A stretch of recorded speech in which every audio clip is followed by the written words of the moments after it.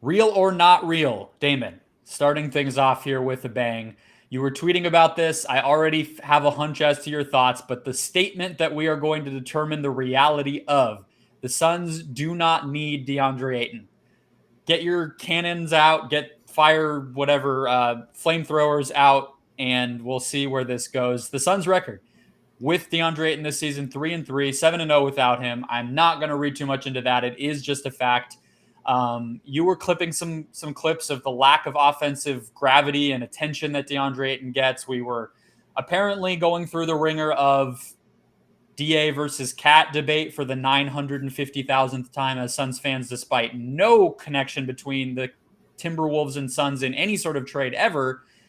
Where do you land? Do the Suns need DeAndre Ayton? Did this stretch without him prove anything? How are you feeling?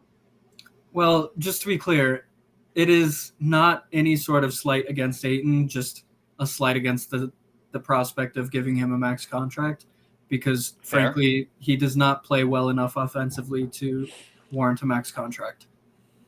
So if we want to do one real or not real regarding Ayton, there's this one. Frank Kaminsky would be better offensively in the playoffs than DeAndre Ayton. Real or not real? Strictly offensively.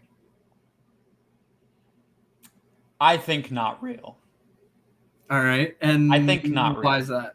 I think not real because, well, A, he's not as good of an offensive rebounder. Not that that's the biggest skill in the world, but I think he's not quite as good at the things that Ayton is good at, which are finishing, screening, rolling, and offensive rebounding.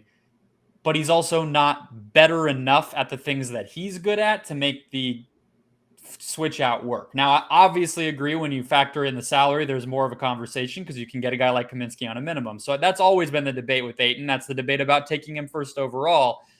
But I don't feel like he's not a consistent enough shooter. He's not an elite enough playmaker. I think when you really stretch Kaminsky out over a full series, you're probably looking at a relatively neutral offensive player. Like he's not going to kill you, but he's not really going to like bring a ton of value.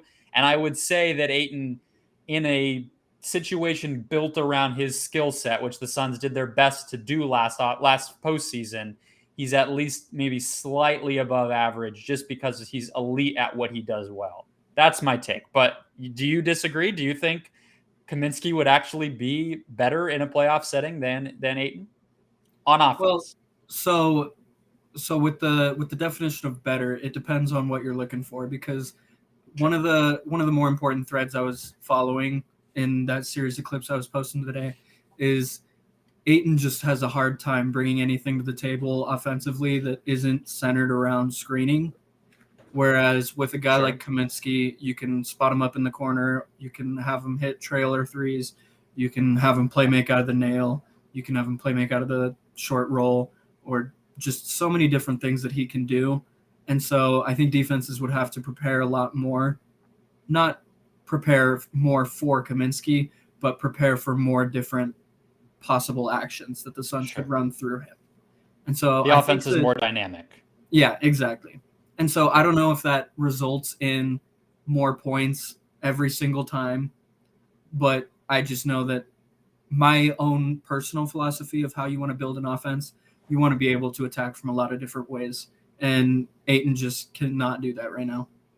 The thing you pointed out that I think might be the biggest disappointment just relative to what we saw out of him in college and what I actually expected to translate, there was a lot of excessive expectation on Ayton coming out of college, which is I think why the narrative around him being the number one overall pick built out so suddenly back then. I never expected him to be this elite shot creator, despite what some people said. What I did think he would be able to do is to be a pretty solid passer. I thought that was going to be pretty promising. And you posted some clips about, JaVale making a few interesting passes from the elbow in some of the Suns' elbow sets that they love to run that we don't see Ayton make. And I think that's an area where it is a translation that I thought would happen. And so that makes me more disappointed in the fact that it hasn't done that. And so I think you talk about Kaminsky and even Dario Saric, even Aaron Baines, who we saw once upon a time we had this sort of same debate about, where he was able to stretch the floor, he was able to, be a little bit of a smarter, higher IQ offensive player, and the Suns had a similar run like this during Ayton's suspension. So I think it's a reasonable question. I would say on my initial real or not real, the Suns don't need Deandre Ayton. I think that's not real, especially because we're really only talking about the offensive side of the floor right now. But of course, defensively, they don't really have somebody who is as good as him, who is as disciplined and versatile as he is on defense. So obviously, they need him to be elite. Maybe not long term, but at least this season, they don't have a player to replace him. What do you think? Yeah, to your point, I think Ayton is one of the only players on the team to have a negative assist to turnover ratio. He's at 1.1 assists and 1.4 turnovers. And so I think that plays a factor for sure.